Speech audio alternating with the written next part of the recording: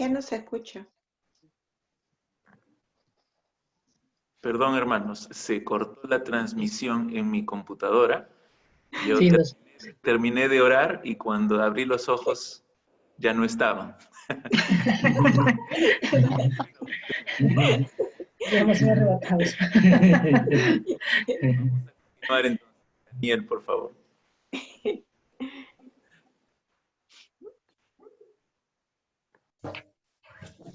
Muy bien.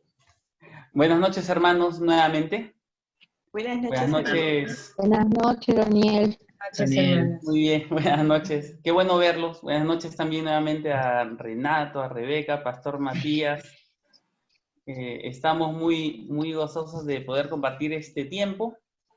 Y como dijo nuestro pastor, vamos a cantar. Vamos a cantar de ese gran amor de nuestro Señor Jesucristo, de ese sacrificio que Él ha hecho por nosotros. Vamos a exaltarle por ello, de esa salvación, de ese mensaje de salvación que todo pueblo, lengua y nación necesita conocer también. Vamos a cantar por esos dos himnos: Grande amor sublime eterno y Ven contempla el gran misterio. Vamos a cantar juntos entonces. Ya. Ay, sí.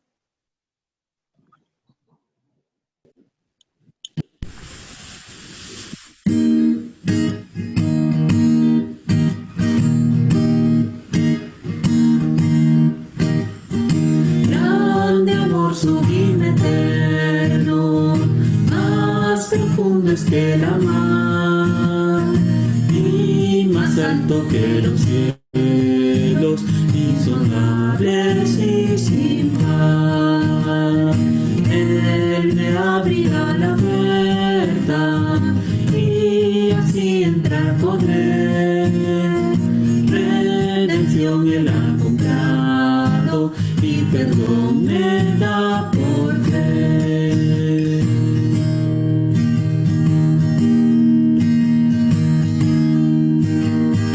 Grande amor sublime eterno, en la cruenta cruz murió mi bendito Jesucristo, mi castigo así llevó.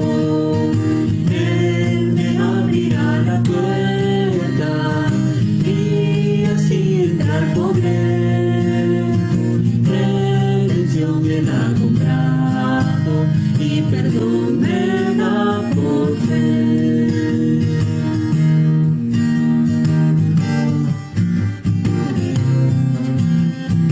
Grande amor sublime eterno, soy indigno pecador, mas el Hijo incomparable dio su vida en mi favor.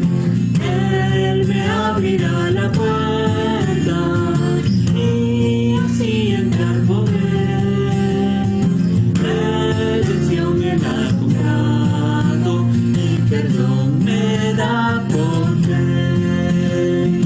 Él me abrirá la puerta y así entrar podré.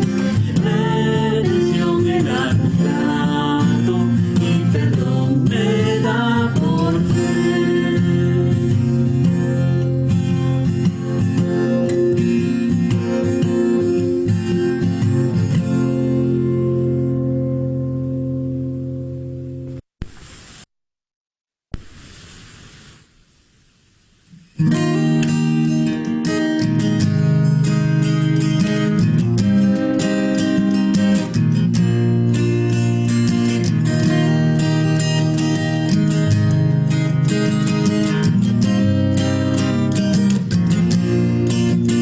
Ven, contempla el gran misterio, el amanecer del Rey, alabado en el cielo, se vistió de humanidad.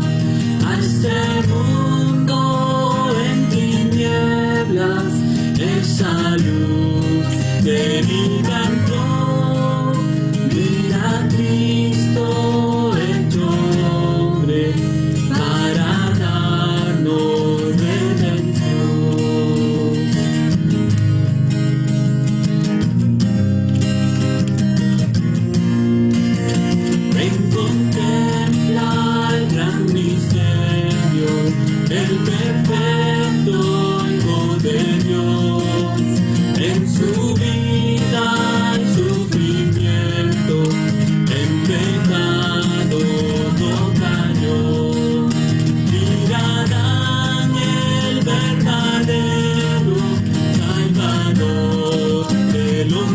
fiel, Cristo el firme cumplimiento de la ley, la roca al ser.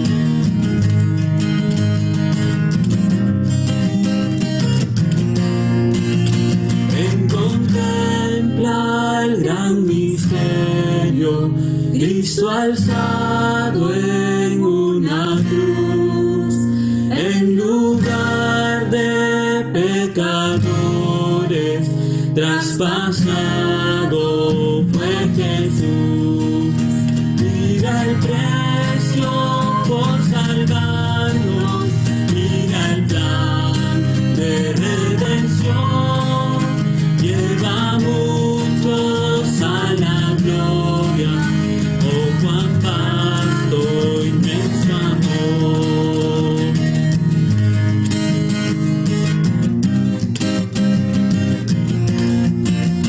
Ven, contempla el gran misterio, Dios de vida que murió, mas la tumba fue vencida. Gloria al Padre, vivo está, oh esperanza tan segura, vida eterna nos dará el Señor resucitado cuando venga a reinar. Oh esperanza tan segura, vida eterna nos dará el Señor resucitado cuando venga a reinar.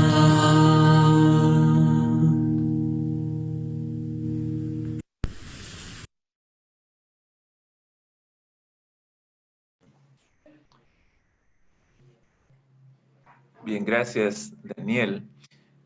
Ahora vamos a escuchar a Renato y Rebeca. Ellos están, como saben ustedes, en México y están trabajando ahí en la obra del Señor también. Son obreros que apoyamos en nuestra iglesia y queremos escuchar cómo están ellos en cuanto a su familia, pero también en cuanto al ministerio que ellos están realizando. Así que están con nosotros. No solamente somos los que estamos aquí, sino hay varios, yo sé que están conectados en Facebook y viéndolo también en vivo allí. Así que vamos a escuchar a Renato y Rebeca. Bienvenidos.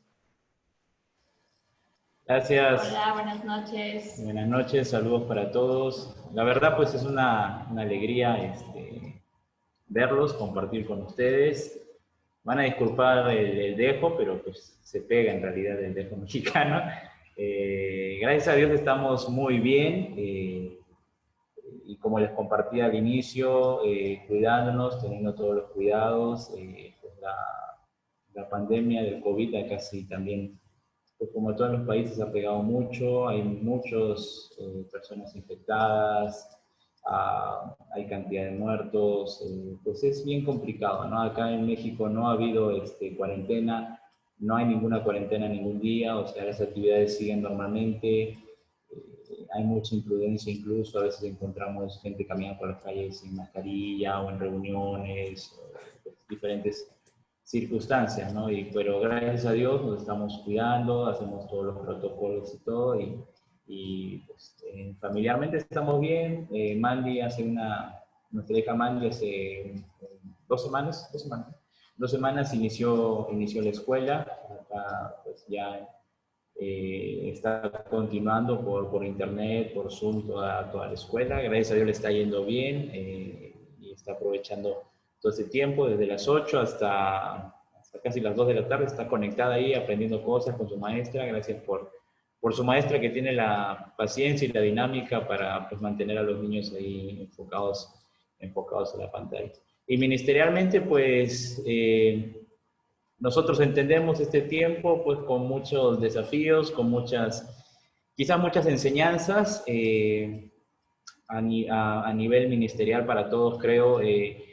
entendiendo que a veces esperábamos en comunicar el Evangelio o proclamar la palabra de Dios, esperando o confiando en que teníamos mucho tiempo, ¿no? Y realmente ahora al ver esta pandemia, la cantidad de personas que se están enfermando, que están muriendo, nos llama la atención a decir que pues hay una gran necesidad y hay que utilizar todo el tiempo posible, todos los tiempos, todos los recursos para poder alcanzar a estas personas. Y una de las cosas que me ha sorprendido es pues esto de la posibilidad que quizás no la usábamos en la magnitud que la estamos usando de compartir el Evangelio, que es a través del Internet, ¿no? Tenemos muchas personas lejos, pero pues con el Internet ahora pues podemos vernos cara a cara y compartir, ¿no? Y quizás también es una de las cosas que Dios nos está enseñando en este tiempo, es pues los recursos y las oportunidades que tenemos para compartir la palabra de Dios, no debemos limitarlos. De alguna manera podemos llegar a muchos lugares y tenemos que aprovechar eso. Quería compartirles, ahí por lo menos acá en Palabra de Vida tuvimos campamentos, como saben tenemos siempre campamentos para jóvenes, adultos, jóvenes y niños. Adultos todavía no tenemos. Y tuvimos que hacerlo también por Zoom, virtual, o sea, cuando nos propusieron la idea, pues cómo hacemos, ¿no? Porque normalmente el campamento los chicos van a la cancha de fútbol, a la piscina, juegan y a través de eso se va presentando el Evangelio en reuniones, tienen su consejero y todo. Pero fuimos desafiados a eso, dijimos pues tenemos la herramienta, hay chicos que quieren conectarse y próximamente le estamos mandando los informes de todas las actividades. Tuvimos 2 semanas de jóvenes adolescentes, tuvimos una semana de niños, tuvimos una conferencia femenina ahí donde Rebeca participó también y tuvimos jóvenes mayores que no teníamos acá, jóvenes más 18. Solo les voy a leer, para no ocupar mucho tiempo, la estadística del campamento de niños. Después, como les digo, se los vamos a estar mandando por correo. Y esto es a nivel las estadísticas que nos da el Internet, el Facebook. Ay, se me perdió. Ahora lo encuentro. Y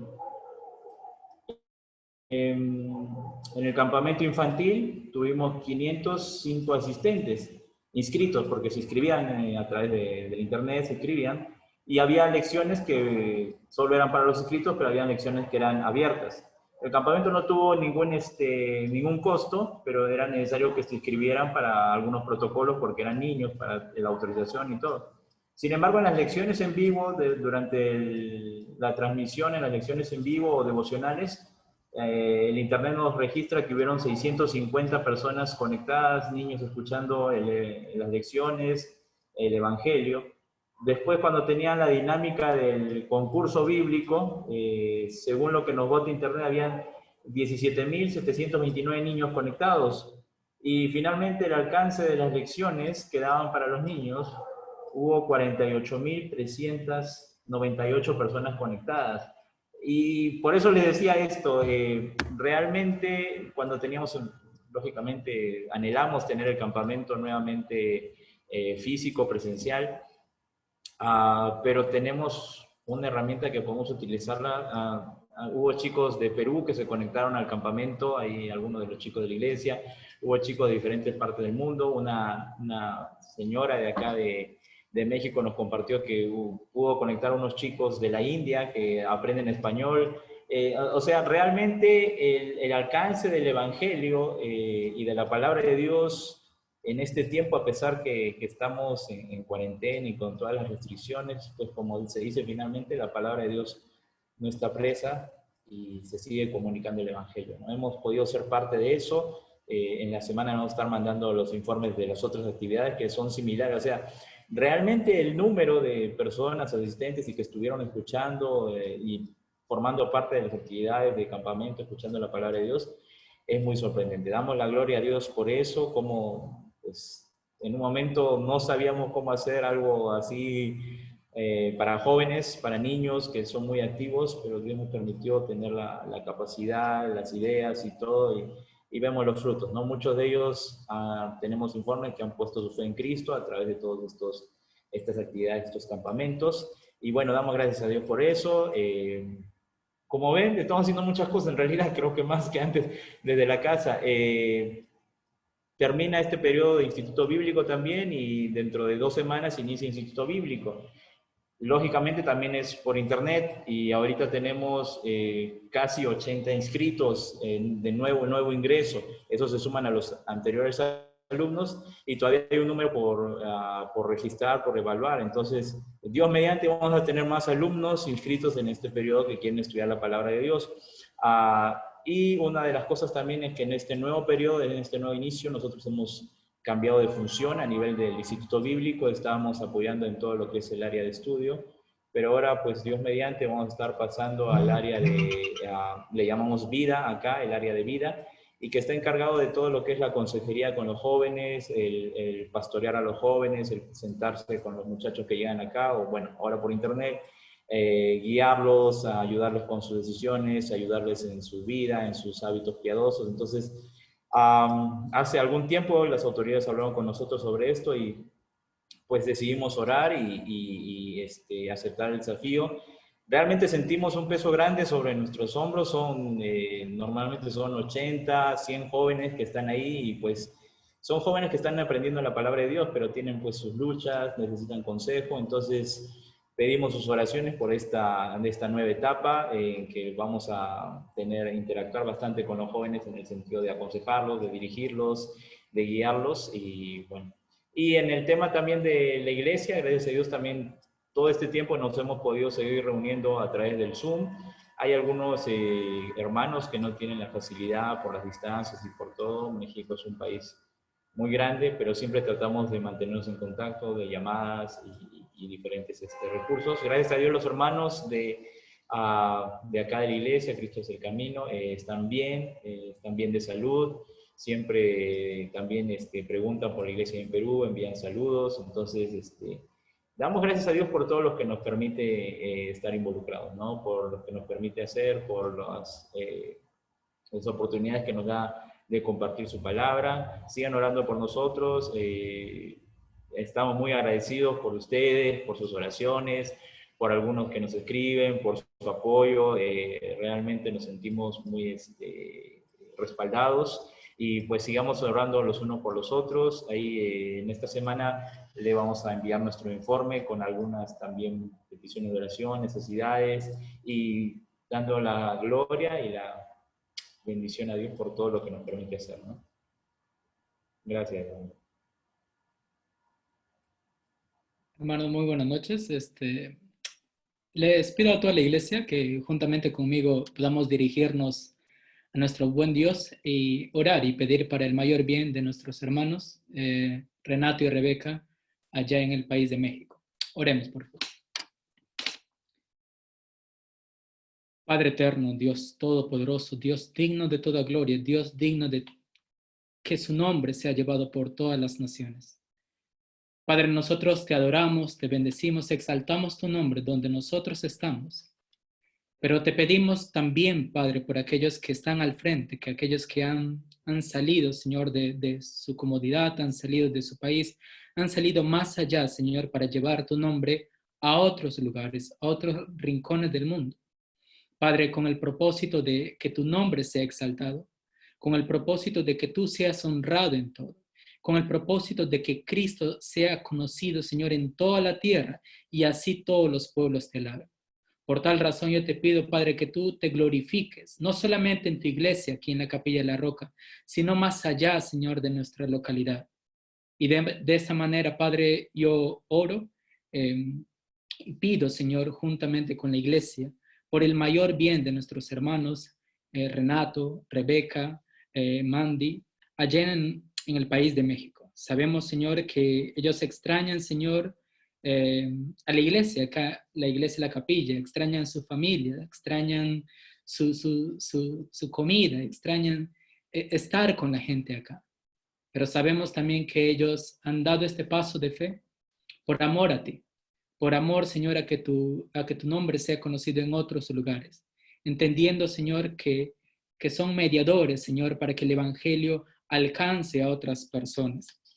Padre, yo te ruego por ellos, que a pesar de no haber una fuerte expansión del virus, del COVID-19, Señor, por la localidad donde ellos se encuentran, yo te ruego tu protección por ellos, por tu favor en ellos de manera especial, cuidándolos, guardándolos, librándolos, Señor, de ser contagiados, para que de esta manera, fortalecidos físicamente y en sus espíritus y en sus emociones, Señor, ellos puedan seguir trabajando como lo están haciendo hasta el día de hoy.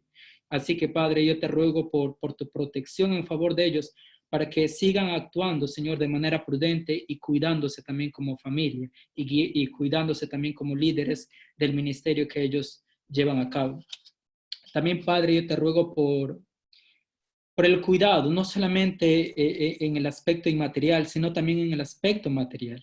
Padre, te ruego por la provisión de ellos, para que ellos estén bien provistos de todo lo que ellos requieren, en dinero, en trabajo, en alimentos, en medicina, en tener un hogar donde poder descansar. Padre, yo te ruego que tú proveas, que sigas moviendo a tu iglesia, Señor, en esta labor misionera, proveyendo, Señor, para nuestros hermanos allá en México.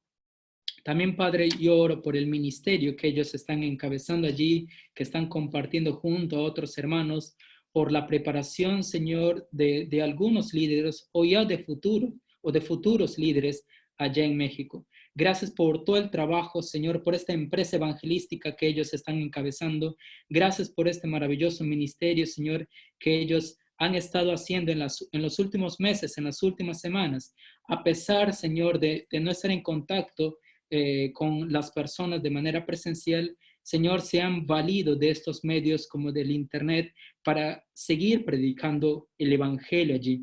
Gracias, Padre, por abrir estas puertas, por darles todos los recursos para que ellos puedan hacer esto de predicar el evangelio a jóvenes, a niños, adolescentes y a otras personas más. Y te ruego, Padre, que sigas abriendo más puertas, que a pesar, Señor, de las dificultades que ellos puedan enfrentar, Señor, que ellos vean esas oportunidades creadas por ti, porque entendemos que tú eres el soberano y eres bueno y utilizas todas estas circunstancias para que tu iglesia siga avanzando, Señor, en el mayor progreso del evangelio. Y así también, Padre, por la iglesia donde ellos están, que ellos sigan siendo de bendición para nuestros hermanos allí. Padre, también te pido por Mandy, la pequeña hija de nuestros hermanos. Gracias por todo el cuidado, por el especial cuidado que has tenido con ella, por el especial cuidado que has tenido con ellos, Padre, al proveer todos los recursos que han necesitado para las operaciones de esta pequeña hija de nuestros hermanos. Gracias también por la adaptación que ellas también está teniendo allí juntamente con otros niños, como ellos compartieron, estando en un contexto donde la tratan con mucho amor, con mucho cariño, y ella, Señor, se siente de esa manera, si no solamente por sus padres, sino por las personas que están rodeando. Gracias por crear esta comunidad donde ella se pueda sentir aceptada y pueda crecer, Señor, en amor. Y asimismo, Padre, ella pueda crecer también en el conocimiento tuyo, en el conocimiento del Evangelio, en el conocimiento de Cristo, y venga, Señor, si no es ya prontamente, a los pies de Jesucristo, como hija tuya. Gracias, Padre, Señor, por toda la provisión que ellos tienen, Padre, y también como ellos estaban diciendo, que quizás en algún momento ella tenga que ser expuesta a una nueva operación, Padre. Desde ya, Señor, sigue cuidando su corazón a pesar del temor que ella pueda enfrentar, y que sus padres, Señor, en sabiduría puedan llevar a cabo, Señor, todo lo que sea necesario para el mayor bien de ella, no solo en el aspecto físico, sino también en su espíritu. Gracias, Padre, por esta maravillosa familia. Gracias por permitirnos, Señor, conocerlos.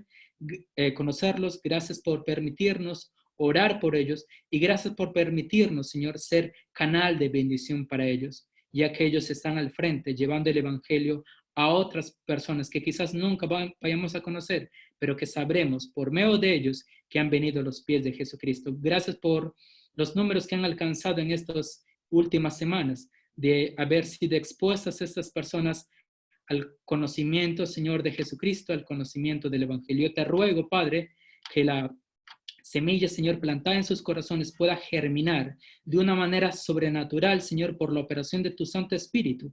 Y estos niños, jóvenes, adolescentes, todas estas personas, Señor, despierten a la verdad y vengan, Señor, al reino de tu amado Hijo Jesucristo. Gracias, Padre, por todo este tiempo, por este maravilloso tiempo, no solamente de escucharles, sino también verles y orar en favor de ellos.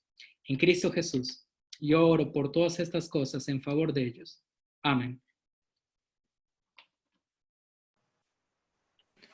Gracias, Evair. Gracias a Dios también por lo que está haciendo ahí por medio de Renato y de Rebeca.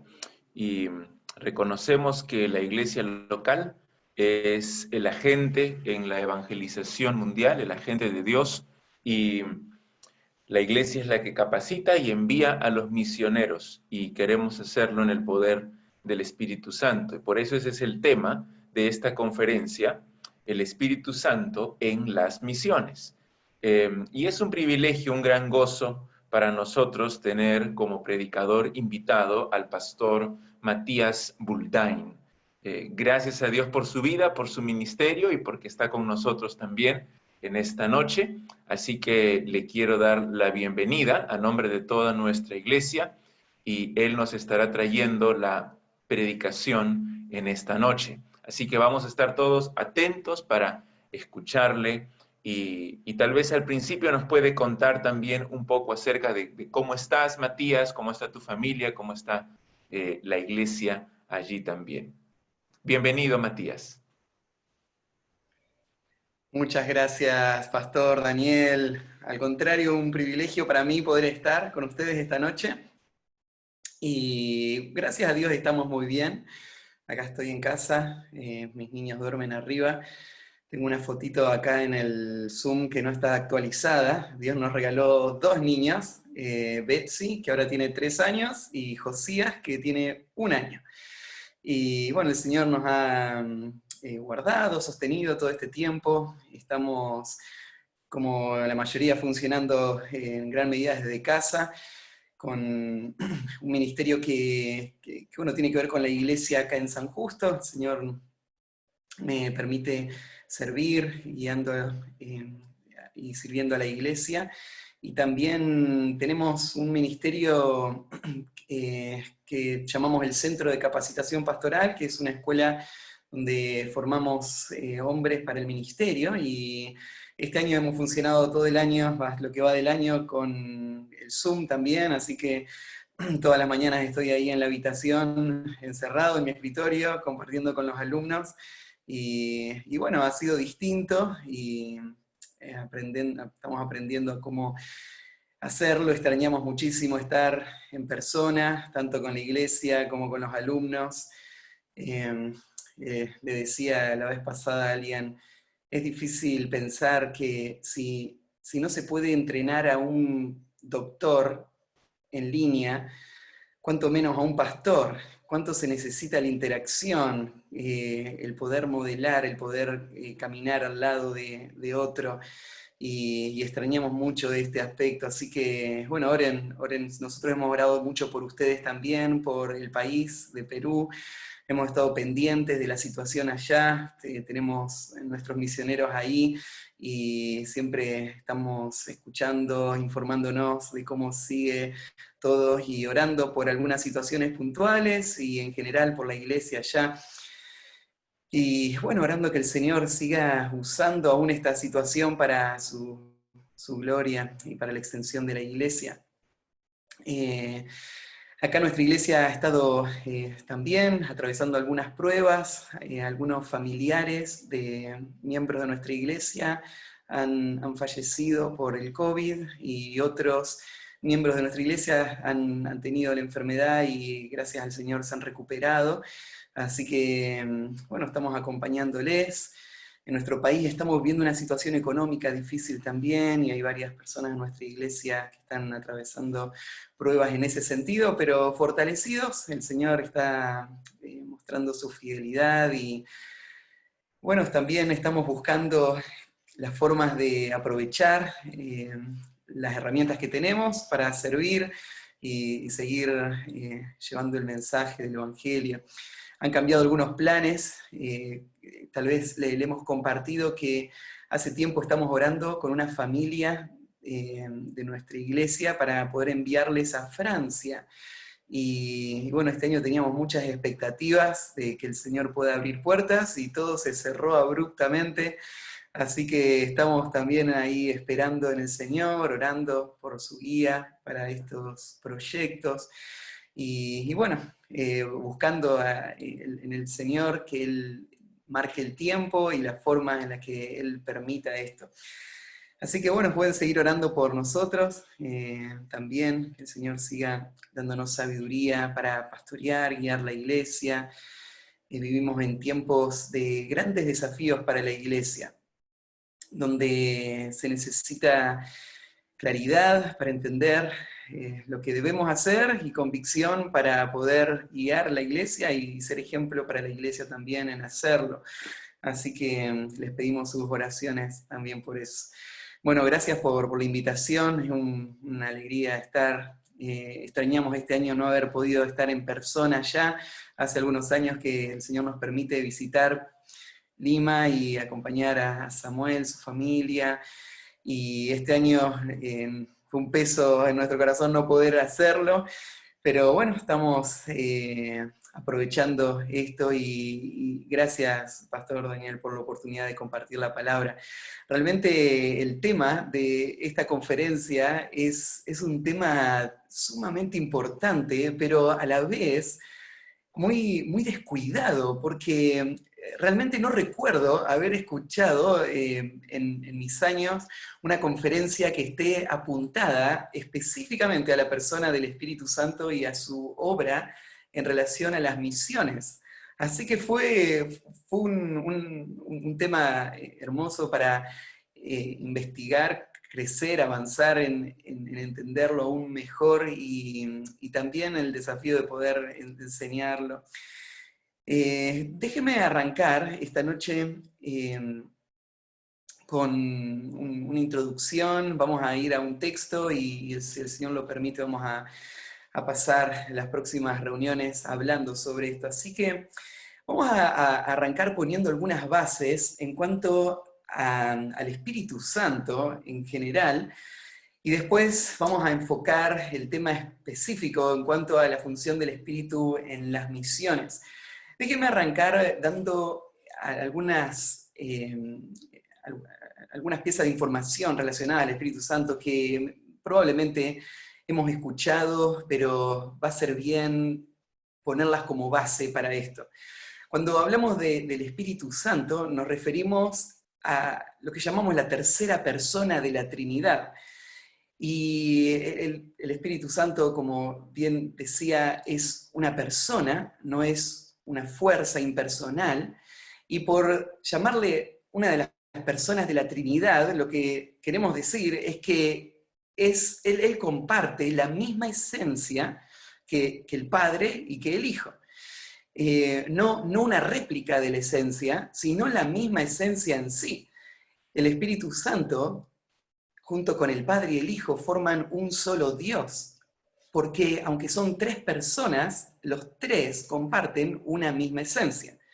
Eso significa que el Espíritu Santo no es en ninguna manera inferior a el Padre ni al Hijo.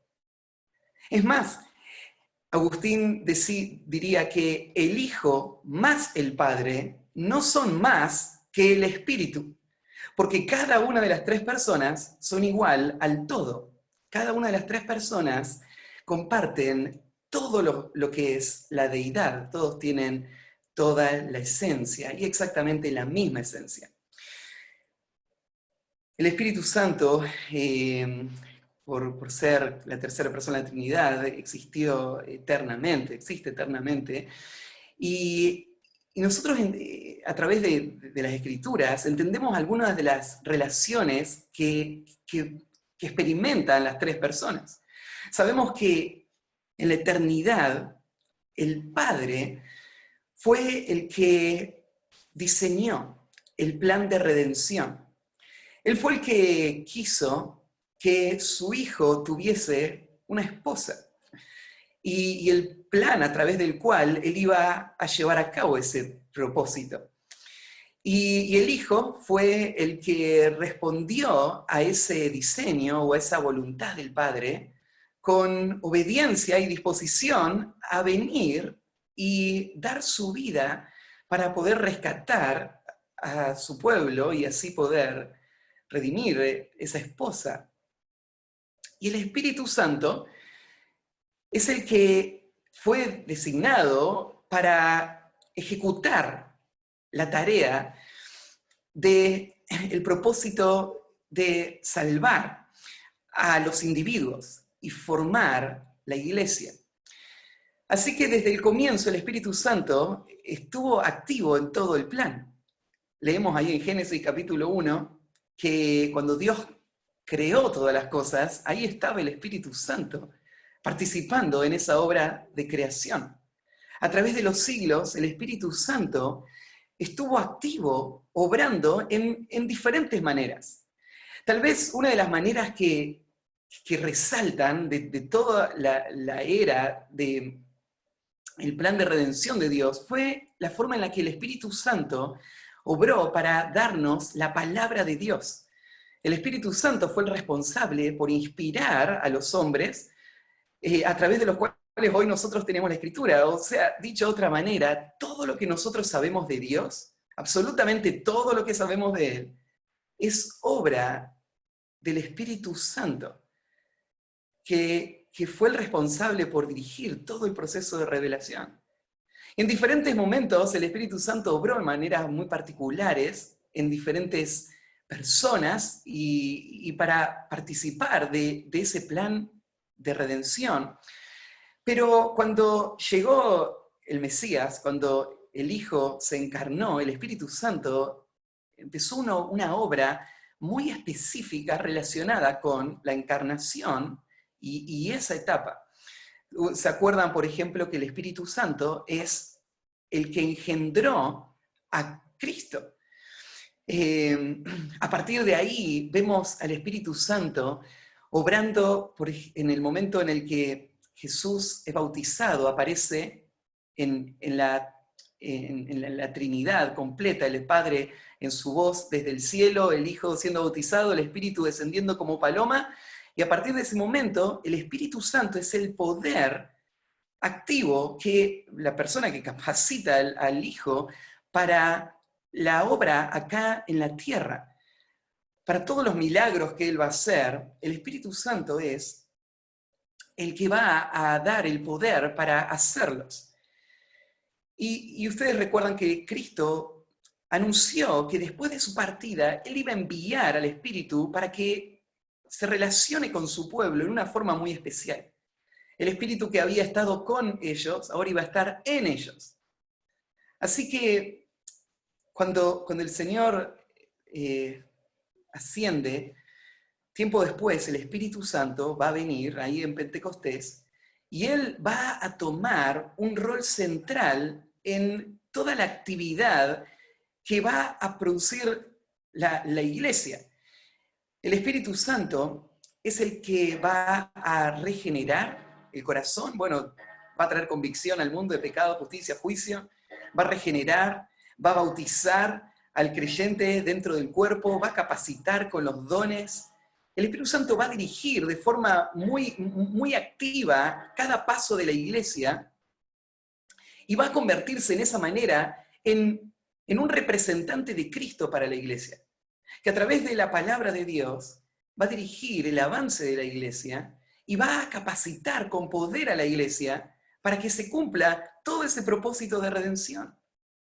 Y no termina ahí la obra del Espíritu Santo, porque ahí en Romanos capítulo 8, Pablo dice que el Espíritu Santo, que resucitó a Cristo de los muertos, Él es el que va a vivificar nuestros cuerpos.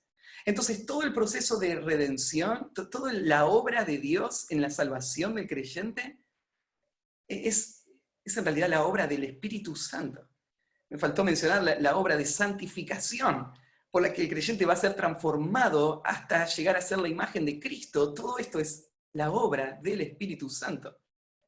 Entonces, cuando hablamos del lugar del Espíritu Santo en la obra misionera, este es un tema sumamente amplio y sumamente importante, porque Él es la persona de la Trinidad que está de forma activa llevando a cabo esta tarea de, en nombre de Cristo y a través de las directivas de Cristo, edificar la iglesia. Pero esta noche quiero que enfoquemos nuestra atención en un pasaje conocido. En el libro de los Hechos, Hechos de los Apóstoles, el capítulo 1, vamos a ver el primero de los temas que quiero enfocar en esto del Espíritu Santo y las misiones. Y el tema de esta noche es el Espíritu Santo, el poder para las misiones. El Espíritu Santo, el poder para las misiones. Bueno, el libro de los Hechos es un libro muy emocionante, que una vez que empezás a leerlo te cuesta parar, porque todas las historias están entrelazadas y están llenas de aventuras, llenas de emoción, llenas de sorpresas, del poder de Dios y de la obra que Él va haciendo en la iglesia. El nombre del libro, Hechos de los Apóstoles, tal como lo tenemos nosotros, no hace justicia tal vez al contenido del libro. Porque aunque se llame Hechos de los Apóstoles, en el libro realmente se nombran y se habla de la obra de solamente 4 apóstoles. En realidad, ahora vamos a leer los primeros versículos y en la introducción del libro notamos que más que Hechos de los Apóstoles, el libro trata con los hechos de Cristo a través de la iglesia que recibió el poder del Espíritu Santo.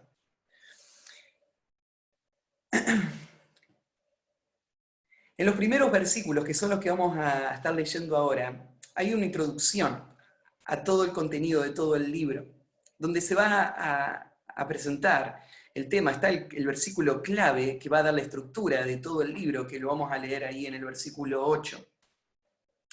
El que escribió el libro fue Lucas. Lucas fue uno de los compañeros de los viajes misioneros del apóstol Pablo. Y sabemos algunas cosas de él. Él fue un médico natural de Antioquía, y él, durante sus viajes con el apóstol, fue ganando mucha confianza en la vida de las iglesias.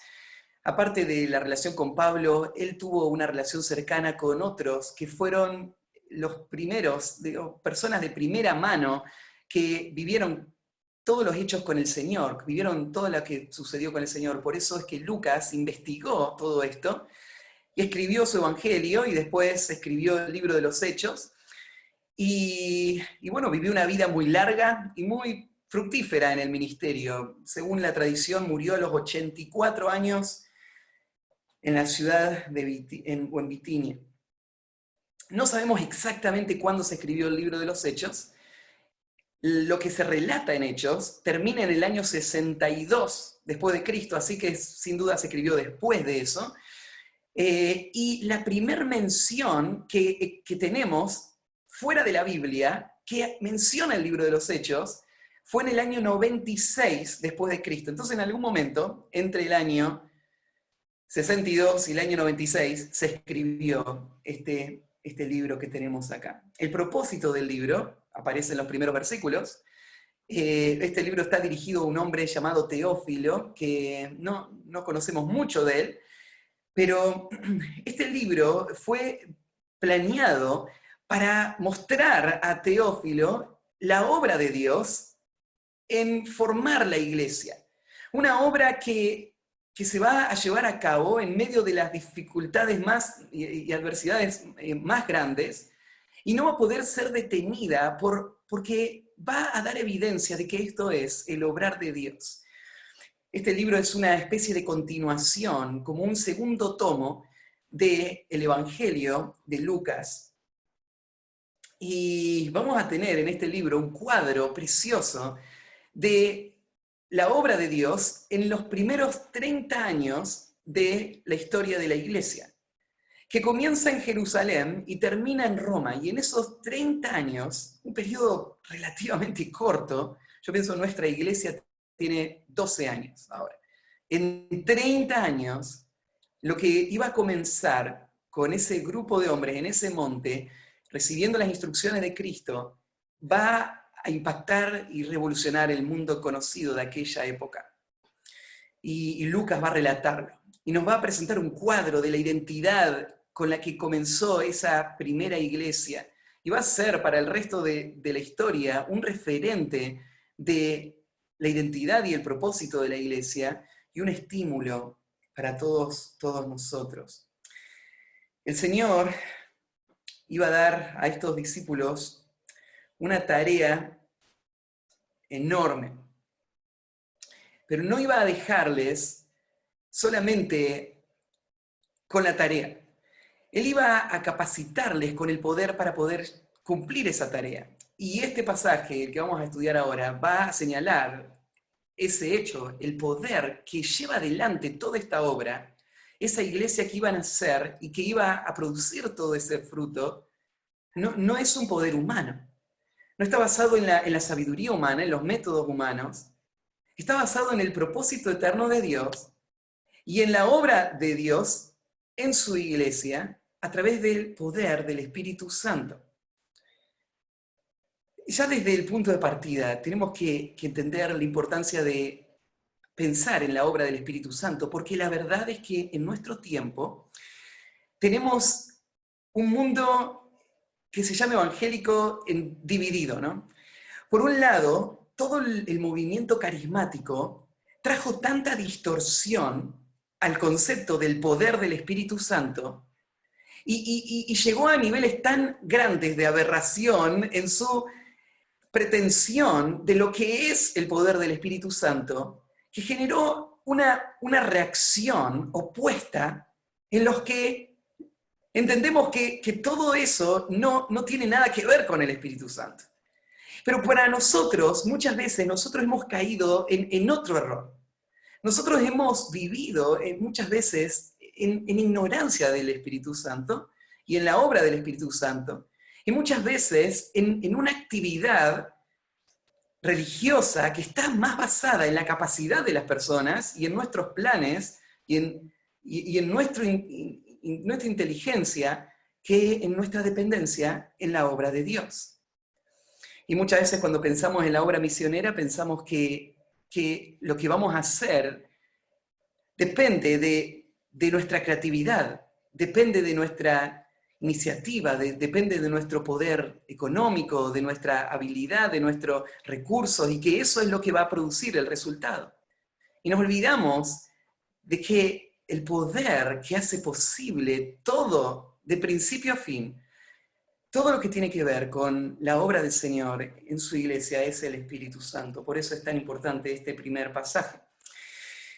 Y vamos a leer los primeros versículos de Hechos entonces. Dice así: en el primer tratado, oh Teófilo, hablé acerca de todas las cosas que Jesús comenzó a hacer y a enseñar hasta el día en que fue recibido arriba, después de haber dado mandamientos por el Espíritu Santo a los apóstoles que había escogido, a quienes también, después de haber padecido, se presentó vivo con muchas pruebas indubitables, apareciéndoseles durante 40 días y hablándoles acerca del reino de Dios.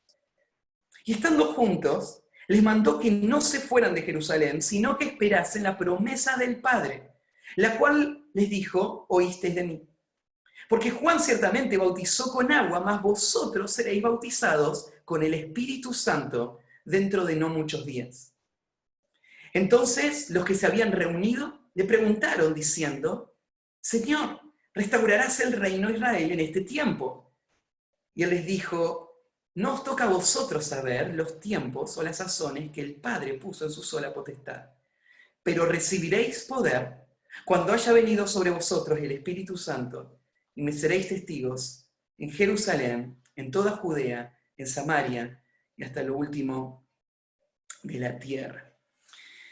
Si vemos entonces ahí, como mencionaba en el versículo 1, cuando está introduciendo el tema Lucas, él arranca con esas palabras: en el primer tratado, Teófilo, hablé acerca de todas las cosas que Jesús comenzó a hacer y a enseñar. Esta es la conexión con el Evangelio de Lucas. Acá es donde Lucas está mostrando, esto es el segundo tratado, este sería la continuación. Lo interesante es cómo lo presenta Lucas, porque dice, el primero, o sea, el Evangelio, es donde hablé acerca de lo que Jesús empezó a hacer y a enseñar. Lo que está implícito en esa frase es que el libro de los Hechos es lo que Jesús siguió haciendo. Ahora, esto parecería un poco confuso porque Jesús fue recibido arriba, dice en el versículo. ¿Cómo es que Jesús sigue esa obra si ya no está? Es que justamente Lucas entiende el principio de que todo lo que va a suceder en el libro de los Hechos es Jesús haciéndolo. Él entiende la relación que estos creyentes tienen con Cristo. Porque por obra del Espíritu Santo, los creyentes han sido bautizados o introducidos dentro del cuerpo de Cristo. Cristo es la cabeza, los creyentes son los miembros. Los miembros significan lo que los creyentes están haciendo, lo están haciendo bajo las directivas de Cristo y son una extensión de la obra de Cristo. Es Cristo haciéndolo en ellos, a través del poder del Espíritu Santo, que es la razón por la que existe esa conexión. Cuando vos mirás todo el libro de los Hechos, te das cuenta de lo consciente que es la iglesia, de que Cristo es el que está dirigiendo a la iglesia, que Cristo es el que está haciendo todo esto. Y no son ellos, y no es su propia iniciativa. Lo ves desde el principio del capítulo 1 mismo, cuando los apóstoles quieren elegir a alguien para reemplazar a Judas. Lo que piden es que el Señor, o sea, Cristo, dirija esa decisión. Cuando Pedro en Hechos 2 predica, él le dice a esa gente, no se sorprendan de lo que están viendo, porque lo que están viendo es lo que se prometió. Porque Cristo, el Señor, Jesús, Él envió el Espíritu que ahora ustedes ven en esta manera. Pedro es consciente, es Cristo el que está haciendo esto. Es Cristo a quien se consulta, es Cristo el que interviene. Hay momentos, por ejemplo, Pablo es una de las historias que conocemos muy bien. Es Cristo el que se le aparece a Pablo, es Cristo el que comisiona a Pablo, es Cristo el que aparece a alentar a Pablo. Cristo está ahí durante todo el proceso, Cristo no está ausente. No solamente Cristo está presente, sino que Cristo es el que está dirigiendo a la iglesia a través de la obra del Espíritu Santo. Y por eso es que Lucas usa esta expresión. Es lo que Jesús comenzó a hacer, ahora es donde sigue haciéndolo. O sea, la obra de Cristo no terminó. Claro, la obra de redención terminó. Pero para que se complete el propósito de Dios en formar la iglesia, no solamente era necesaria la cruz. Lo que es necesario ahora es que el evangelio de las buenas noticias de salvación llegue hasta lo último de la tierra. Y que entonces los salvados puedan venir y ser parte de este pueblo y formar la iglesia de Cristo. Esto es lo que todavía falta. No se terminó la obra de Cristo. Esta es la razón por la que Pablo dice ahí en Colosenses capítulo 1, que cuando él está haciendo la obra del ministerio, él cumple en su carne lo que falta de las aflicciones de Cristo. Él dice, todavía falta más de las aflicciones de Cristo por su cuerpo, que es la iglesia. Por formar la iglesia, Cristo todavía tiene que padecer. Pero decir, no, eso es equivocado. Cristo ya padeció una sola vez, no va a volver a padecer. Claro, padeció una sola vez en la cruz, pero Cristo sigue padeciendo, podríamos llamarlo en el vocabulario de Pablo, en el cuerpo, porque los creyentes cumplen en su carne lo que falta de los padecimientos que se necesitan ahora para ir y llevar el evangelio y que el Señor pueda entonces así formar su iglesia. Esto es lo que Lucas está diciendo acá. Todo el libro de los Hechos presenta esta continuación de la obra del Señor. Y el Señor todavía no lo terminó en el libro de los Hechos, ¿no? Ustedes tal vez recuerdan que el libro de los Hechos no tiene una conclusión, dando a entender que la obra sigue adelante. la obra de Cristo hasta nuestros tiempos y hasta que se complete cuando llegue el día del rapto de la iglesia y ahí se complete la obra de salvar a la iglesia. En el versículo 3, Lucas agrega algo en esta introducción para darle a Teófilo el fundamento sobre el cual se apoya todo el cristianismo. La veracidad del mensaje que estos hombres predican está apoyado sobre un hecho histórico, algo que pasó. Y Lucas quiere asegurarse de que Teófilo lo entienda de esa manera. Esto que pasó es la base sobre la que se apoya el mensaje que estos hombres van a predicar. Y es esto, a quienes también, después de haber padecido, se presentó vivo con muchas pruebas indubitables, apareciéndoles durante 40 días y hablándoles acerca del reino de Dios. Lo que está acá señalando Lucas es que todo esto se apoya sobre la verdad de la resurrección.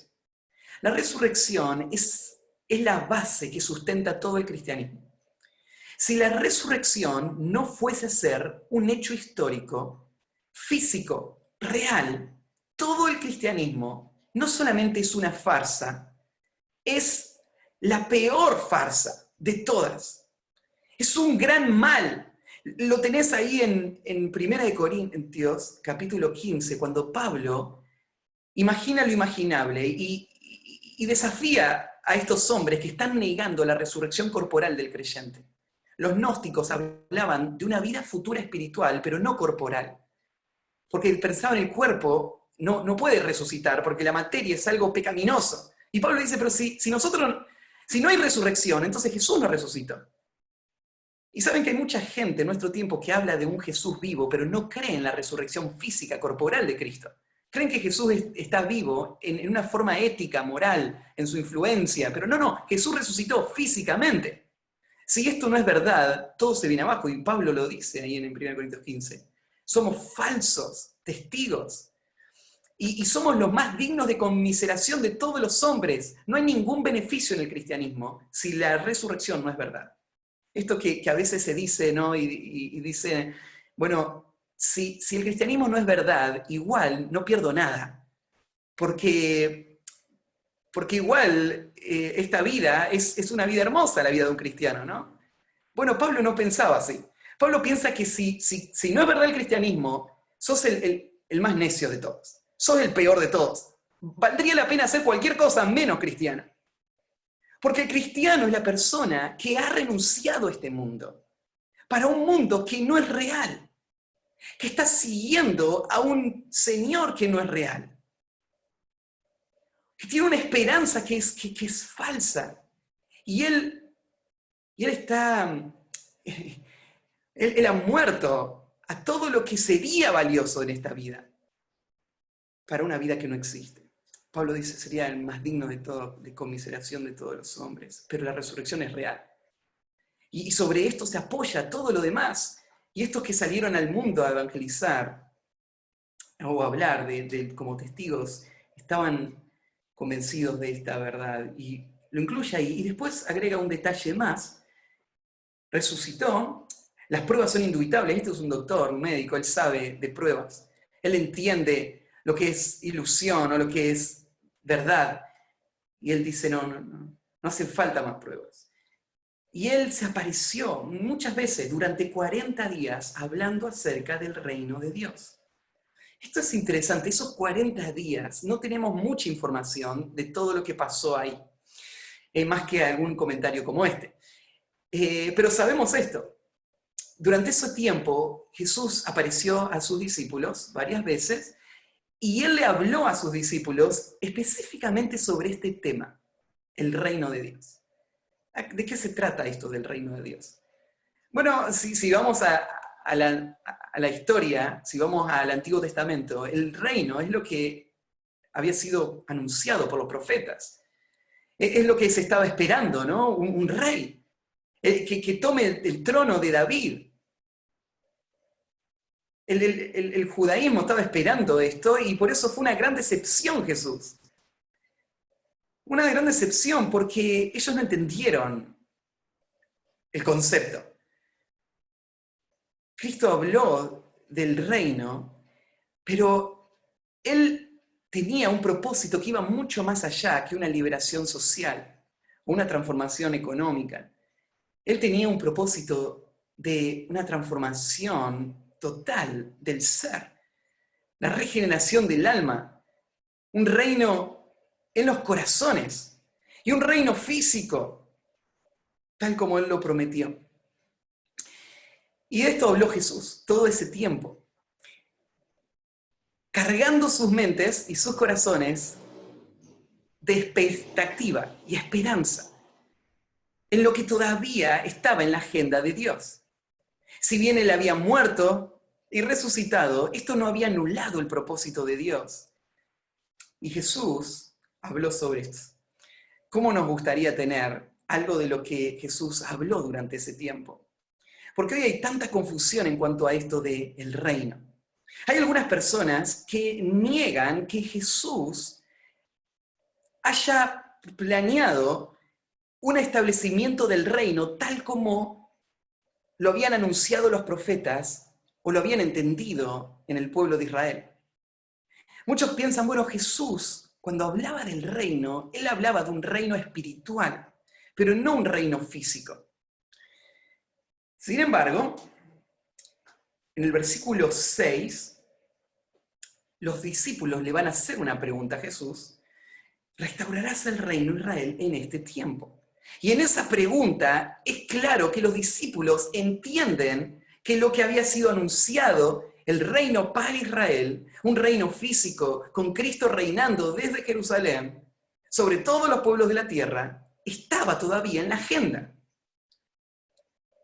Entonces, de esto habló Jesús.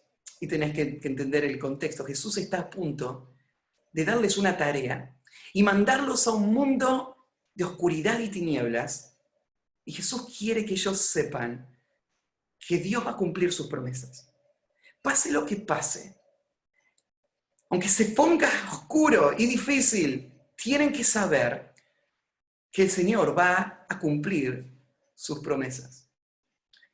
Esto del reino va a volverse muy importante para la iglesia en aquel tiempo. ¿Se acuerdan del apóstol Pablo cuando terminó el primer viaje misionero ahí en Hechos 14? Él, después de pasar por fundar todas las primeras iglesias, él volvió marcha atrás, visitando a todas las iglesias de nuevo, y animándoles. ¿Con qué palabras le animaba el apóstol Pablo? Le decía a todas las iglesias: es necesario que a través de muchas tribulaciones entremos en el reino. ¿Qué es lo que tenía en mente el apóstol Pablo? El reino prometido. Pero un periodo de tiempo previo, ¿no? Que es este en el que estamos. Hay muchas tribulaciones, pero esta es la esperanza. Este fue el mensaje que Pablo predicó hasta el final. Si vos mirás Hechos capítulo 28, cuando termina todo, porque alguien podría decir, no, el evangelio del reino se predicó solamente al principio, mientras los apóstoles no entendían que el reino no iba a venir. Pero esto no es verdad. Hasta el final del libro, vos ves en Hechos 28, cerrando todo el libro, en los últimos versículos, que lo que hace Pablo en la casa ahí donde está preso, él habla del reino. ¿Qué es esto del reino? Bueno, la expresión del reino es una expresión muy amplia que abarca muchos conceptos, abarca el gobierno de Dios sobre los corazones de su pueblo, a través de las edades, en diferentes formas, y abarca una forma concreta en la que nosotros nos referimos al reino, que es un reino físico, milenial, con Cristo gobernando desde Jerusalén. Y eso es claramente el mensaje y la expectativa que la iglesia tiene. Entonces la iglesia es una iglesia expectante. Pero acá Jesús le va a revelar, ¿no es cierto? Le va a decir a los apóstoles, miren, les habló, del reino, y el versículo 4, y estando juntos, les mandó que no se fueran de Jerusalén, sino que esperasen la promesa del Padre, la cual les dijo: oísteis de mí. Porque Juan ciertamente bautizó con agua, mas vosotros seréis bautizados con el Espíritu Santo dentro de no muchos días. Si bien Jesús les habló del reino, les dijo algo más. Y en este pasaje en esta próxima sección, lo que va a hacer Jesús es hablar acerca de la necesidad del poder. Estamos hablando acerca del Espíritu Santo como el poder para las misiones, y lo primero que Jesús va a señalar es la necesidad que ellos tienen de ese poder. Y lo hace mostrando, ¿no es cierto?, que ellos no tienen que irse de Jerusalén. Lo que había pasado es esto: Jesús había estado con los discípulos en Galilea. Ahí es donde se le había aparecido a Pedro a la orilla del mar. ¿Se acuerdan? Y había hablado con él, lo había restaurado en Juan 21, está esa historia. Y después, Jesús ahora está con los discípulos en Jerusalén de vuelta. Y Jesús va a decir sus últimas palabras a las afueras de Jerusalén, desde el Monte de los Olivos, de donde él va a ascender. Y Jesús le está hablando a los discípulos y les va a decir: no se vayan de Jerusalén. Ellos habían estado 3 años con el Maestro. Ellos habían aprendido todo lo que se puede aprender. No hay mejor escuela que esa. Ellos habían tenido el conocimiento y la experiencia, pero todavía no están listos para hacer la tarea. Porque esta tarea no es solamente cuestión de conocimiento y experiencia. Esta tarea requiere un poder para hacer esa tarea, que es la obra del Espíritu Santo. Esta obra del Espíritu Santo es la que distingue al cristianismo de cualquier otra religión. Porque esa obra del Espíritu Santo es la que capacita al cristiano para hacer algo que humanamente es imposible, es inaccesible para ninguna otra religión. Y es el poder del que Jesús va a hablar más adelante. Las instrucciones, entonces, les va a mandar que no se vayan de Jerusalén, que esperen la promesa del Padre. Si bien Jesús había hecho esta promesa la hizo el Padre, podemos pensar, ¿no es cierto?, desde mucho antes, y a través de Cristo. Varios textos señalan, ¿no es cierto?, el Padre como la fuente, y Él le dijo, esta promesa la hizo el Padre, y la cual dijo: oísteis de mí. Porque Juan ciertamente bautizó con agua, mas vosotros seréis bautizados con el Espíritu Santo dentro de no muchos días. Ellos van a ser bautizados con el Espíritu Santo. Hay un pasaje ahí en Lucas, en el capítulo 12, versículo 49, donde Jesús da a entender que Él está ansioso porque llegue este día del que le está hablando a los discípulos. Tiempo antes de que Jesús muera y resucite, Jesús ya estaba anticipando lo que le está diciendo a los discípulos ahora. Dice así en Lucas 12, 49. Dice: fuego vine a echar en la tierra, ¿y qué quiero si ya se ha encendido? Esa expresión, la última expresión que aparece ahí, en nuestra traducción, nos guía en una interpretación tal vez un poco que no nos ayuda a entender el sentido. Tal vez el sentido más natural de la traducción debería ser algo así: fuego vine a echar en la tierra, y cómo quisiera que fuese ya encendido. ¿Cómo quisiera que fuese ya encendido? Lo que da a entender Jesús es que hay algo que Él está anticipando. Un fuego que Él va a echar en la tierra, y Él está deseando que llegue ese momento donde sea encendido ese fuego. Yo entiendo que a lo que se está refiriendo el Señor en ese pasaje es a lo que estamos leyendo acá. Dentro de no muchos días va a venir el Espíritu Santo. Este Espíritu Santo que Juan había anticipado ya. ¿Se acuerdan que Juan le había dicho a los que le oían predicar: después de mí viene alguien que es mucho más grande que yo? Yo les bautizo con agua, pero el que viene después de mí, Él le va a bautizar con el Espíritu Santo y con fuego. Con el Espíritu Santo y con fuego. La imagen del Espíritu Santo y fuego no es la imagen de la destrucción que genera el fuego, sino más bien de la velocidad con la que se expande el fuego y la naturaleza, ¿no es cierto?, tan extensiva del fuego, y la forma como un pequeño fuego, ¿no es cierto?, se puede desparramar y alcanzar grandes dimensiones. Tal vez esta es la imagen, ¿no es cierto?, que se presenta acá con la obra del Espíritu Santo. De esto está hablando el Señor. Cuando le dice dentro de no muchos días, exactamente van a ser 10 días después. Acaba de decir que 40 días estuvo Jesús con ellos después de la resurrección, y Pentecostés pasó en Pentecostés 50 días después de la Pascua. Entonces 10 días después, un poquito más de una semana después de esto que se menciona acá, es que el Espíritu Santo va a venir.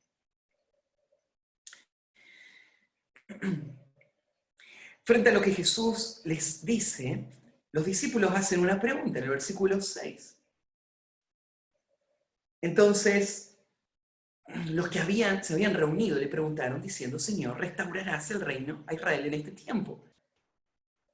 Este es el deseo de ellos, ¿no? Y si el reino de Israel no se iba a cumplir, si es que porque Israel rechazó al Mesías, habían sido descartados y ahora el plan de Dios tenía que ver con la iglesia y ya no había futuro con Israel, este era el momento más oportuno para que Jesús lo diga.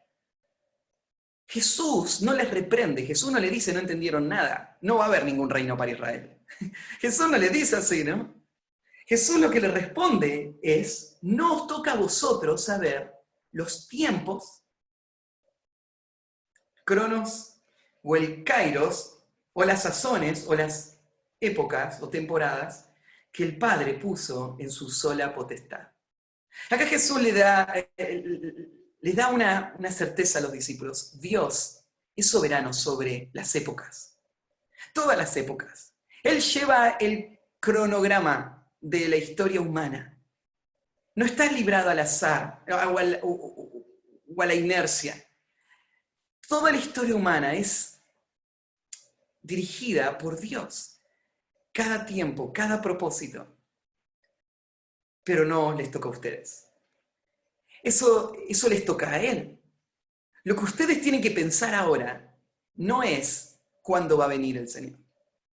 Eso no es lo importante. Lo importante es que ustedes se entreguen a una tarea, y esto es lo que le va a decir ahora. Ahora, con esto no quiere decir el Señor que la escatología no tiene ningún valor para la iglesia. De ninguna manera, vos tenés que ir solo a los escritos de Pablo para ver la importancia que tiene esa esperanza. Bueno, el mismo apóstol Pedro, en sus escritos, habla acerca de esa esperanza que mueve toda la vida cristiana. Entonces el creyente tiene una esperanza, pero el creyente no controla los tiempos. Por lo tanto, el creyente lo que tiene que hacer mientras aguarda en los tiempos de Dios, que controla las épocas, controla lo que sucede en la historia de la humanidad, controla las pandemias, controla los reinos, controla la economía, controla todas las cosas, descansar en ese Dios que controla todo y dedicarnos a la tarea que se nos ha encomendado. Vivimos en un tiempo de gran ansiedad, el mundo entero vive en temor. La iglesia tiene que reaccionar. No puede seguir dominada por el temor. Necesita entender que Dios es soberano sobre los tiempos. Y necesita entender que Dios le ha llamado a una tarea para hacer. Y mientras espera que el Señor cumpla sus propósitos, entregarse a esa tarea. Ese sería el segundo punto. Entonces, lo primero, la necesidad de poder. En segundo lugar, tenemos la promesa de poder. Y dice en el versículo 8. Estas son las últimas palabras del Señor antes de ser glorificado, bueno, de su ascensión. Perdón.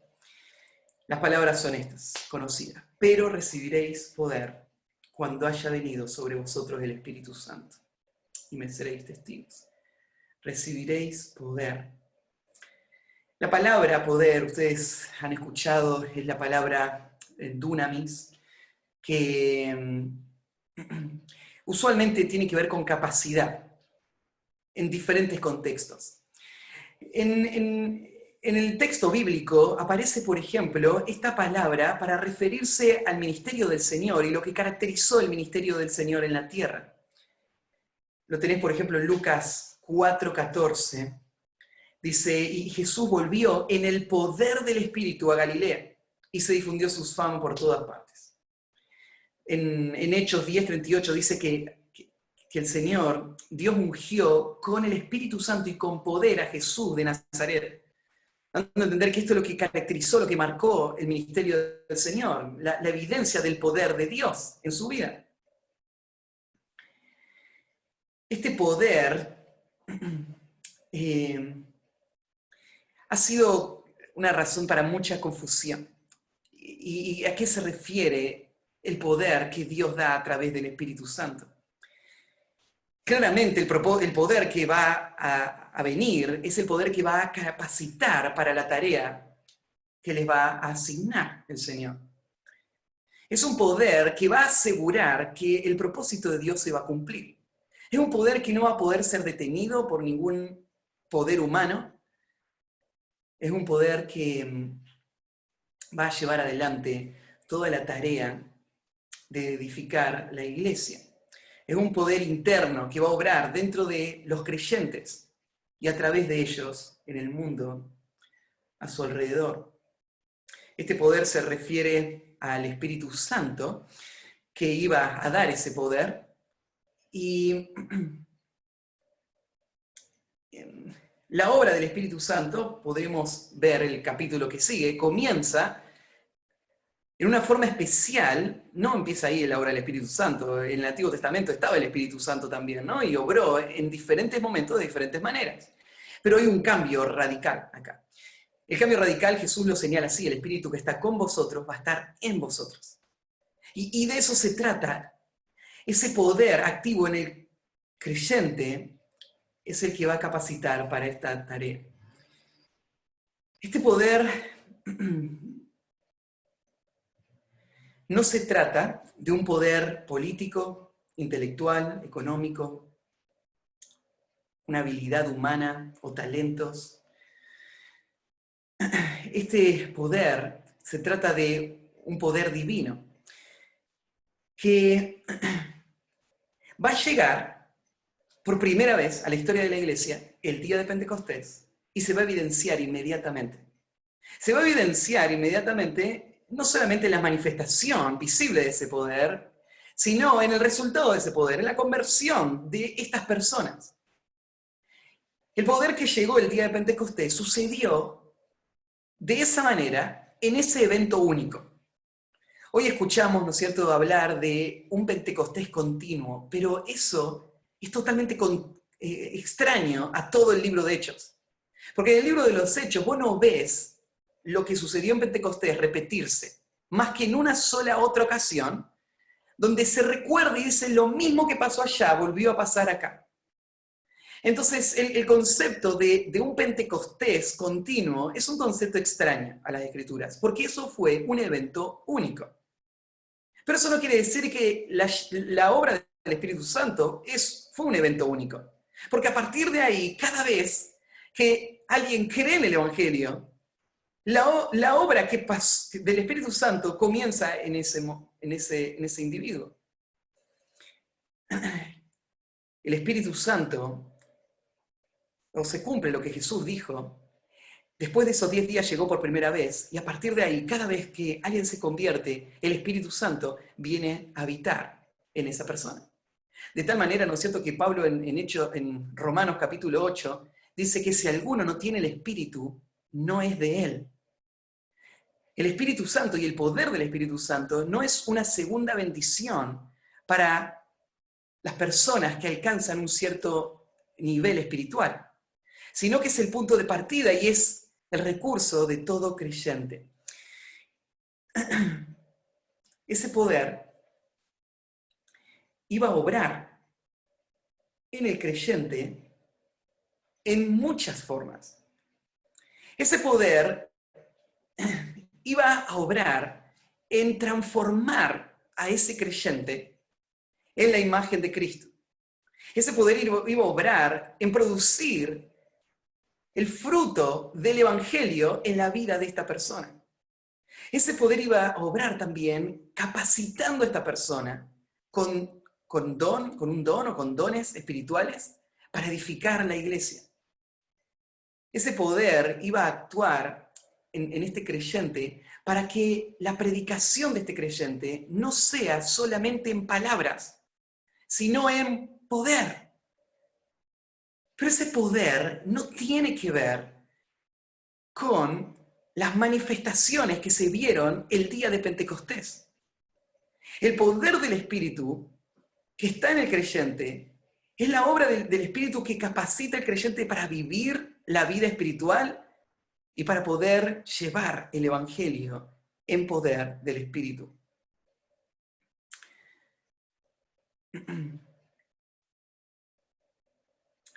Ahí en el pasaje de Romanos 8 que le cité, versículo 9, donde dice que si alguno no tiene el Espíritu de Cristo no es de él, el versículo comienza con otra expresión. Dice, mas vosotros no vivís según la carne, sino según el Espíritu, si es que el Espíritu de Dios mora en vosotros. Este poder de Dios en el Espíritu está relacionado con este concepto de Pablo, que es el vivir en el Espíritu. El poder del Espíritu está relacionado no solamente con la morada del Espíritu, sino con la llenura del Espíritu, con el control que el Espíritu tiene sobre nuestra vida, con la obra que el Espíritu Santo puede hacer a medida que nosotros no seguimos los deseos de la carne, sino los deseos del Espíritu. Entonces, el poder del Espíritu no es una experiencia que viene en un momento de éxtasis, en donde la persona pierde el control de sus actos y se ve una manifestación del poder del Espíritu, sino el poder del Espíritu se ve en una persona controlada por el Espíritu, en donde esa persona manifiesta el fruto del Espíritu. Y entonces esa persona usa los dones del Espíritu. Y en ese poder, el Espíritu hace la obra a través de esta persona, que trae como resultado conversión de personas a través del ministerio y la vida de esta persona que está controlada por el Espíritu. Esto es la esencia del cristianismo. Es una vida en el Espíritu. Sin esto no hay cristianismo. Pablo lo dice. El cristianismo no es una religión de actividades espirituales.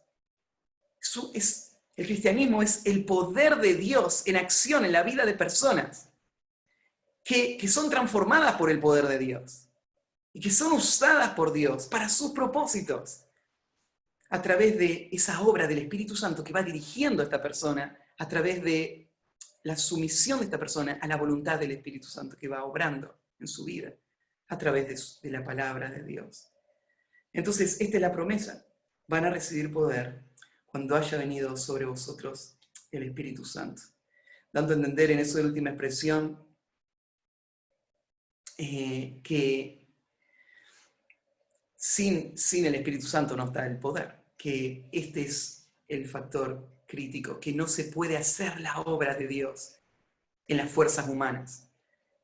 La obra de Dios solo se hace a través del poder de Dios. Así que la necesidad de poder, la promesa de poder, y el último punto es el uso del poder. ¿Para qué se va a usar este poder? Recibiréis poder cuando haya venido sobre vosotros el Espíritu Santo, y me seréis testigos en Jerusalén, Judea, Samaria y hasta lo último de la tierra. La palabra testigos Lucas la repite muchas veces, especialmente en el libro de los Hechos, 39 veces la repite.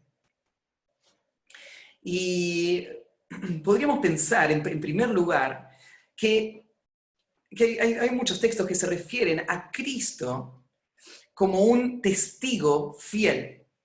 Ahí, por ejemplo, en Apocalipsis capítulo 1, versículo 5, se le da ese título a Jesús. Jesús es el testigo fiel. Jesús, durante su ministerio, muchas veces dijo esto. Él dijo que él no hablaba por él mismo, él no actuaba por él mismo. Todo lo que hacía era lo que había recibido del Padre.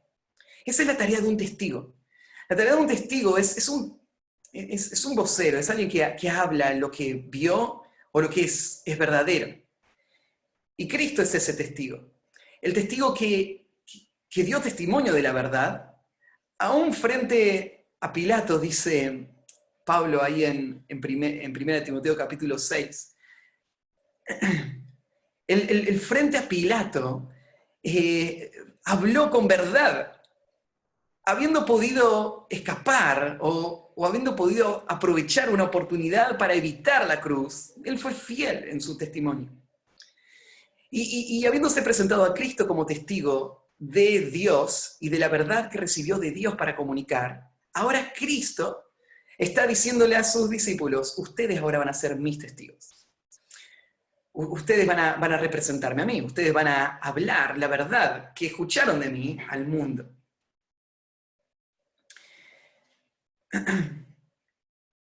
Esto, en el final, la conclusión de Lucas, aparece de esta manera, dice ahí en Lucas 24, 45 al 48, dice: entonces les abrió el entendimiento para que comprendiesen las Escrituras, y les dijo: así está escrito, y así fue necesario que el Cristo padeciese y resucitase de los muertos al tercer día, y que predicase en su nombre el arrepentimiento y el perdón de pecados en todas las naciones, comenzando desde Jerusalén.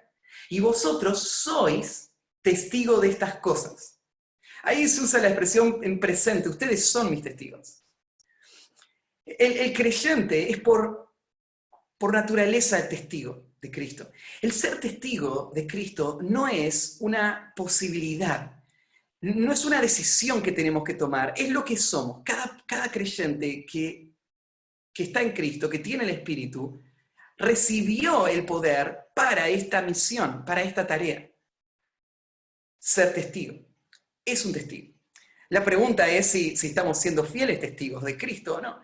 Pero testigos, ellos lo son. Y Jesús, acá en este pasaje de Hechos, les habla de lo que viene por delante. Ustedes van a ser testigos en Jerusalén, Judea, Samaria, toda Judea, Samaria y hasta lo último de la tierra. Esta palabra testigo puede confundirnos un poquito, porque podríamos tener la impresión de que de lo que se trata la tarea es de hacer llegar el mensaje. Nosotros sabemos por otros pasajes que hay mucho más. Tenés la gran comisión en Mateo 28, que dice que lo que deben hacer los discípulos es hacer discípulos a todas las naciones. Es interesante, ¿no es cierto? Ahí el verbo hacer discípulos tiene como su objeto directo las naciones. Lo que hay que discipular no es a alguna persona por ahí. No es que tenemos que ir a todos los pueblos étnicos y asegurarnos de que por lo menos haya alguien que conozca el Evangelio.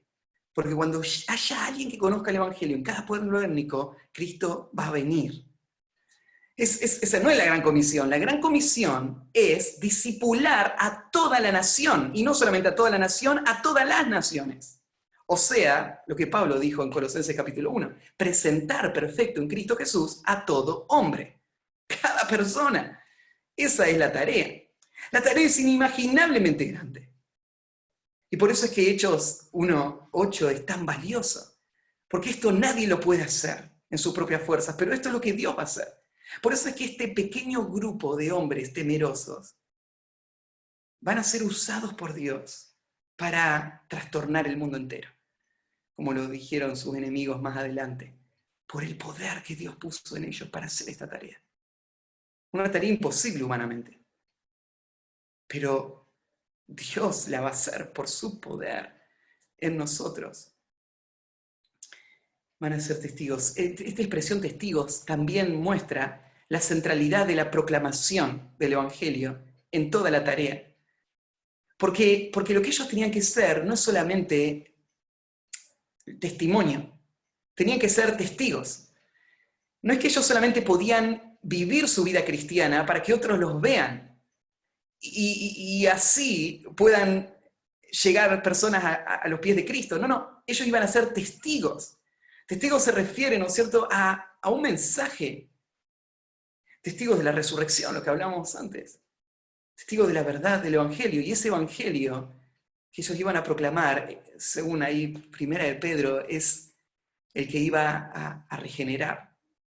A medida que estos hombres hablaran la verdad del Evangelio, Dios iba a hacer el milagro. El milagro que no puede ser hecho por ninguna iniciativa humana. Y es transformar los corazones de las personas. La transformación de un corazón es un misterio. La forma en la que Dios obra. Pero algo sí sabemos. No sucede aparte de la predicación fiel de la palabra de Dios. No sucede aparte de ese camino. Es el único canal por el que va a suceder. Por eso esta es la función. Estos hombres tienen que hablar. Tienen que hablar a todo el mundo. Y lo que tenés ahí es un patrón. Jerusalén, toda Judea, Samaria, este último la tierra. Ese es el bosquejo del libro de Hechos. Esto es lo que vemos en todos los pasajes que van a seguir. La forma en la que Dios cumple esto. Lo que tenemos acá en realidad no es tanto un mandato como más bien una promesa, aunque en esa promesa esté integrado el mandato. Esto es lo que debe pasar y ellos entienden que deben hacerlo. Pero Jesús lo dice en la forma de una promesa, esto va a pasar. Esto va a pasar porque es Dios haciéndolo, esto va a pasar porque es Cristo haciéndolo y no va a haber nada que lo pueda detener. El Señor va a traer ese fruto y tal como Él lo dijo. Termina el libro de los Hechos 30 años después, el Evangelio en Roma y todo lo que había sucedido en ese tiempo. Bueno, ese mismo poder que Jesús prometió a sus discípulos, que era tan necesario para hacer la obra, ese mismo poder está obrando en nosotros. Es ese mismo poder del cual habla Pablo también en Hechos, miren Hechos capítulo 3, perdón, en Efesios capítulo 3. Efesios capítulo 3, Pablo hace del versículo 14 en adelante una oración por la iglesia en Éfeso que va hasta el punto máximo que podríamos imaginar. Pablo va escalando en sus pedidos por la iglesia hasta llegar hasta el punto máximo y pedir que ellos sean llenos de toda la plenitud de la deidad. En otras palabras, lo que Pablo está pidiendo es que el poder del Espíritu lleve a estas personas a que Cristo tenga el control absoluto de sus vidas. A medida que Cristo controla todos los aspectos de su vida, ellos van a poder conocer todas las dimensiones de la persona de Cristo, del obrar de Cristo y del poder de Cristo. Y todas esas dimensiones ellos la van a conocer a medida que siguen avanzando en su crecimiento, hasta que lleguen a ser como Cristo, toda la plenitud de la deidad. Claro, nunca vamos a ser Dios, pero lo que Pablo está hablando es todo lo que una criatura puede ser. Como Dios es, todo eso quiero que ellos sean. Y Pablo pide esto porque él sabe que este es el propósito de Dios. Esto es lo que Dios quiere hacer en el creyente. Y en el versículo 20 dice así: y aquel que es poderoso para hacer todas las cosas, mucho más abundantemente de lo que pedimos o entendemos, miren esta última frase, según el poder que actúa en vosotros. Hay un poder en ustedes actuando. Y de acuerdo a ese poder, Dios es capaz de hacer mucho más de lo que jamás podríamos imaginar. Pero ¿esto a qué se refiere? ¿Se refiere a mi agenda? ¿Se refiere a la agenda de Dios? ¿Se refiere a la transformación completa que Él quiere hacer de mi ser y de la forma en la que Él quiere usarme? Aquel que puede hacer por su poder mucho más. A Él sea gloria en la iglesia, en Cristo Jesús, por todas las edades, por los siglos de los siglos. Amén. Por eso la gloria es para Él. Porque todo esto es el resultado de su obra. Imposible para las fuerzas humanas, pero posible para Él. Déjenme cerrar con un pasaje en Romanos capítulo 15. Acá en Romanos capítulo 15, ¿se acuerdan? El libro de Romanos trata el tema del Evangelio.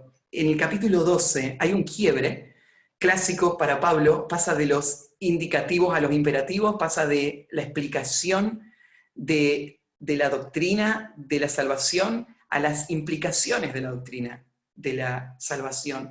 Cómo debemos vivir de acuerdo a la verdad del Evangelio que profesamos. Y el capítulo 12 es ese punto de quiebre. ¿Y cómo es el quiebre? ¿Lo recuerdan bien? Dice, os ruego, así que hermanos, os ruego por las misericordias de Dios que presentéis vuestros cuerpos en sacrificio vivo, santo, agradable a Dios, que es vuestro culto racional. Pablo lo que le dice a estos creyentes, ustedes lo que tienen que hacer, en respuesta a la salvación que han recibido, es entregar su cuerpo, su vida, su tiempo, su fuerza, sus recursos, todo lo que tienen, entregarlos y ponerlos en el altar de Dios. Esto es lo que tienen que hacer. ¿Y cómo es eso en la práctica?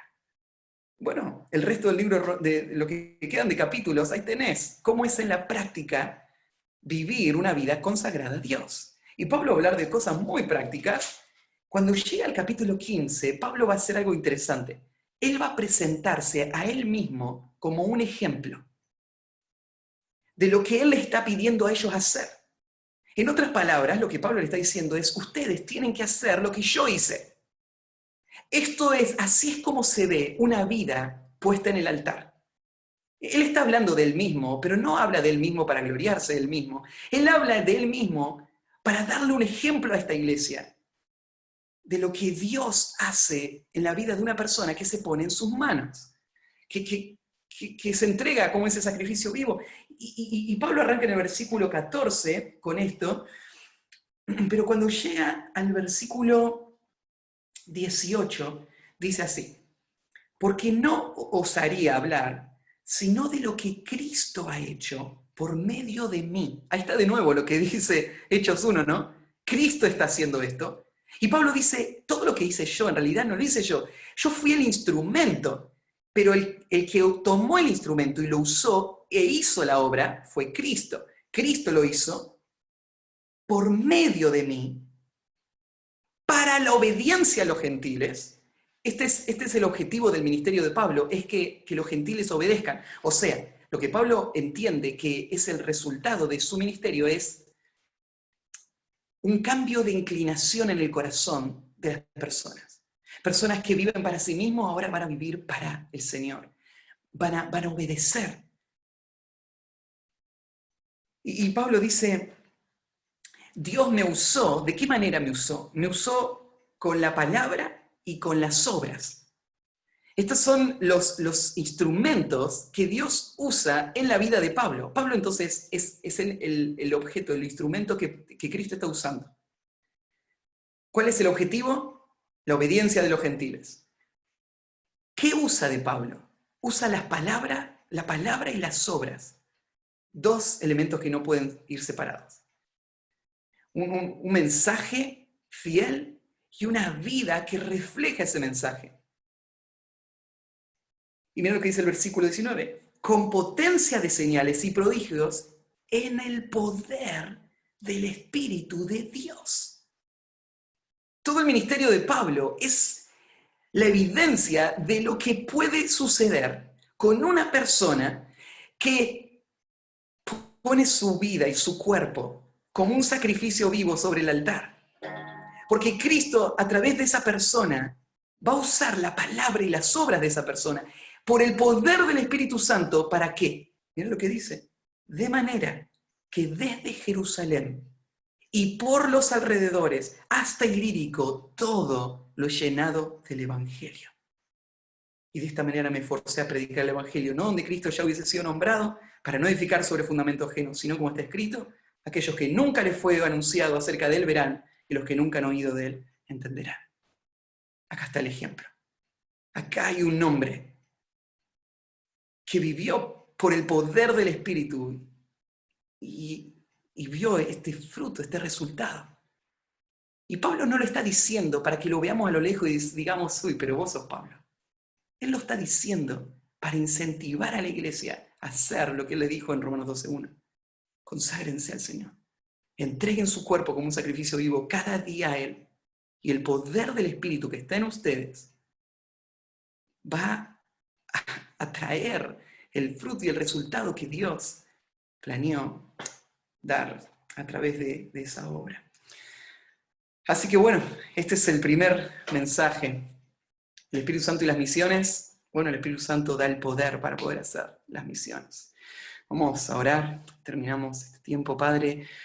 Gracias por tu palabra y gracias por la obra que has hecho en el primero de los pecadores. Y no me refiero a Pablo, es en mi propia vida, Señor. Vasos de barro.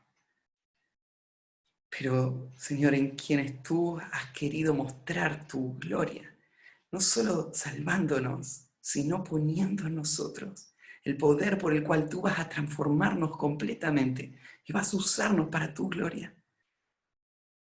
Señor, queremos ser controlados por tu Espíritu, guiados por tu Espíritu.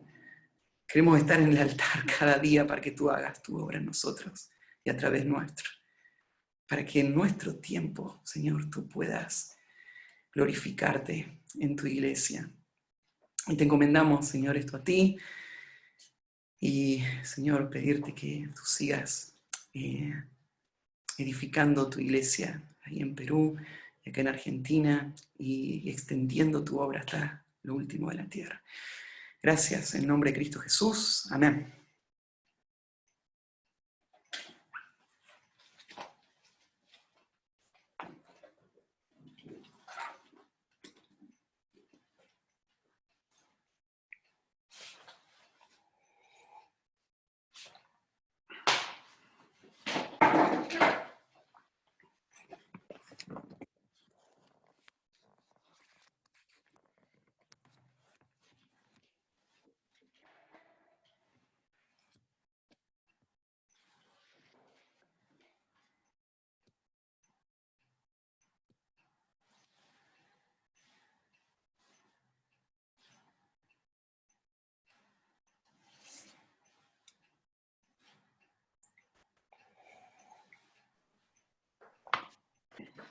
Gracias Matías, por la palabra de Dios.